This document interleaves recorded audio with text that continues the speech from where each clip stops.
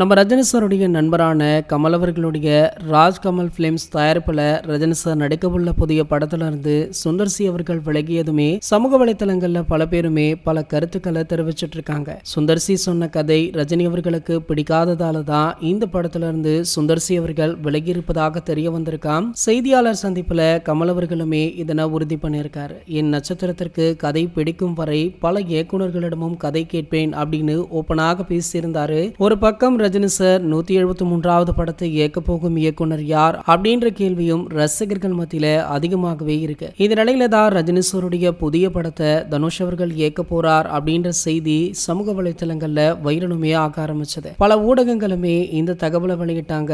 தனுஷ் அவர்கள் ஏற்கனவே பவர் பாண்டி, நிலவுக்கு என்மேல் என்னடி கோபம், ராயன், இட்லி கடை போன்ற படங்களை டைரக்ஷன் பண்ணிருக்காரு. அதோடு ரஜினி சாருடைய முன்னாள் மருமகனும் கூட.